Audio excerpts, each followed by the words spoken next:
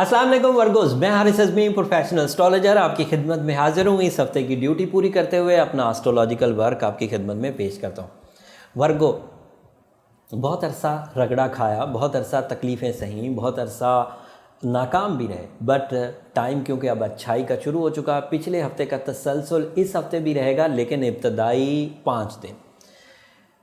ये हफ्ता 8 तारीख से 14 तारीख का है। 12 तारीख तक पिछले ही हफ्ते का तसलसल चलता रहेगा। कंजंक्शन ऑफ स्टार्स, वो जो मजमू अल कवाकिब की सिचुएशन थी, वो पिछले हफ्ते से चलती चलती 12 तारीख तक वैसे ही चलेगी।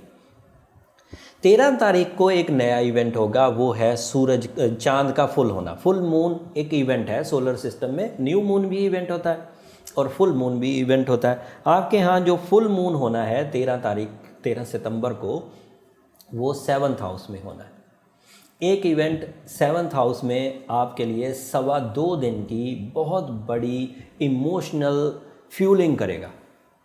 एंड 7th हाउस के फ़ायदे सिर्फ ऐसे विर्गो उठाएंगे जो हस्बैंड एंड वाइफ है, उनमें से कोई एक विर्गो हो, या ऐसे विर्गो उठाएंगे जो शराकतदारी के बिज़नेस में ज़िंदगी गुजार रहे हों।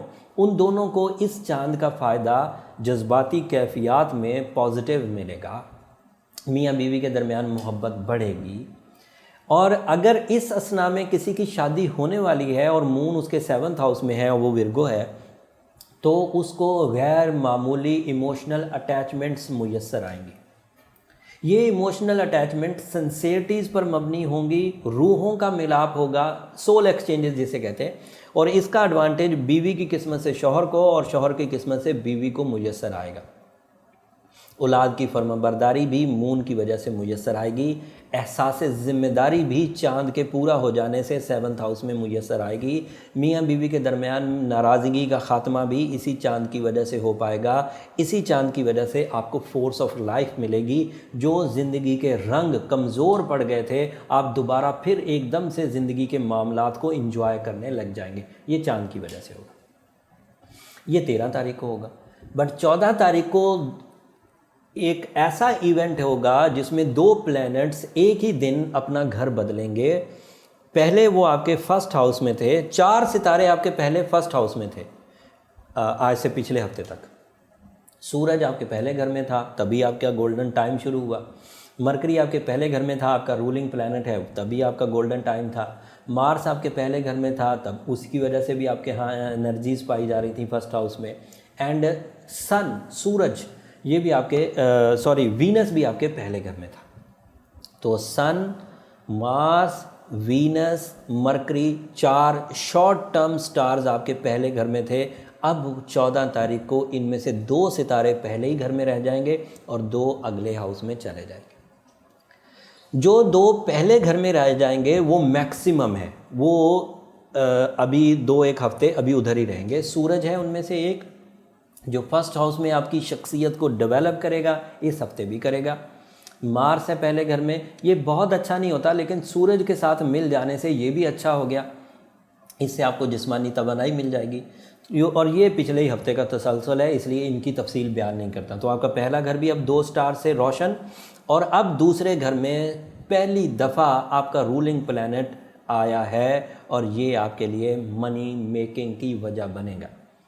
ऐसे विर्गो जो जहानत पर मबनी कोई काम करते हैं, क्रिएटिव टाइप का कोई काम करते हैं, आइडियाज़ टाइप का कोई काम करते हैं, मैनेजमेंट टाइप का कोई काम करते हैं, तालीम के शोबे से रिलेटेड हैं, टीचर हैं या सीखने सिखाने के अमल से गुजर रहे हैं, लर्न एंड टीच दोनों, वो इस मरकरी की पोजीशन से बेतहाशा फ़ायदा उठाएंगे। अदरवाइज़ वर्गो भी उठाएंगे, क्योंकि रूलिंग प्लैनेट है सभी वर्गों का, तो वो किसी भी ज़िंदगी के शोबे से रिलेटेड हो, फ़ायदा ज़रूर होगा।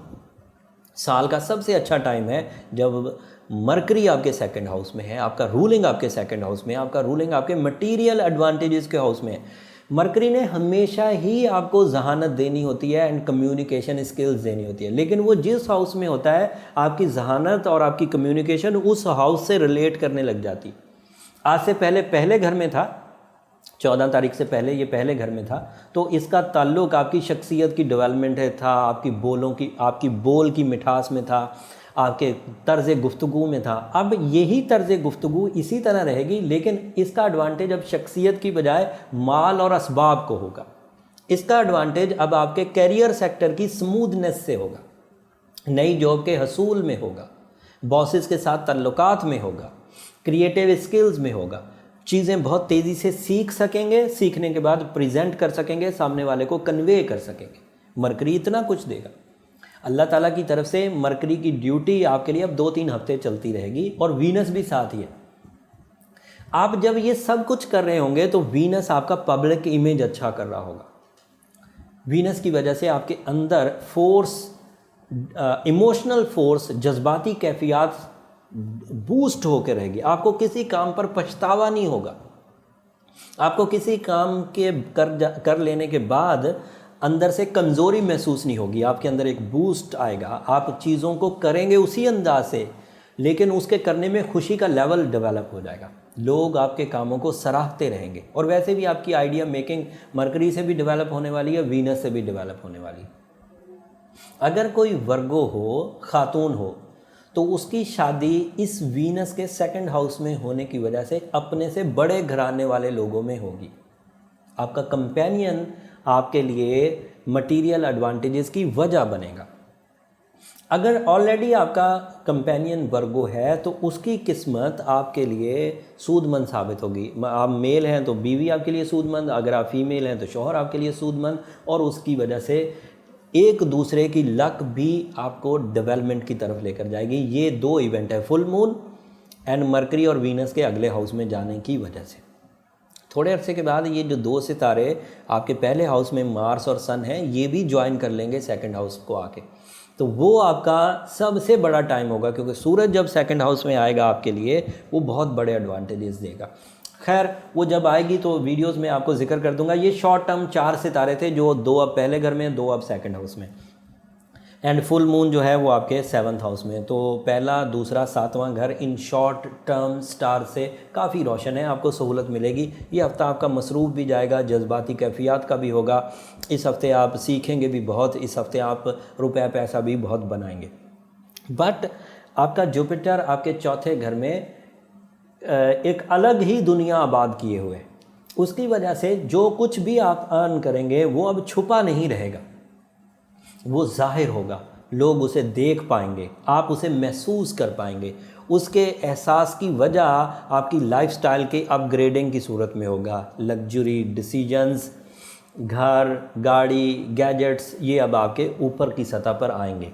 तो ये लेकिन उन्हीं वर्गोस के लिए है जो कामयाब वर्गोस हैं। जो अभी स्ट्रगलिंग है वो कहाँ से घर और गाड़ी लेंगे?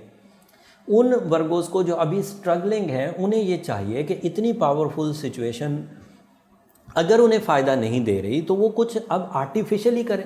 अब आर्टिफिशियली करने के लिए जो जनरल रेमेडी है, जो मसनूई हम ओवरऑल रेमेडी देते हैं, वो तो ये है कि पुखराज पहने, साथ में सूरज शम्स पढ़े।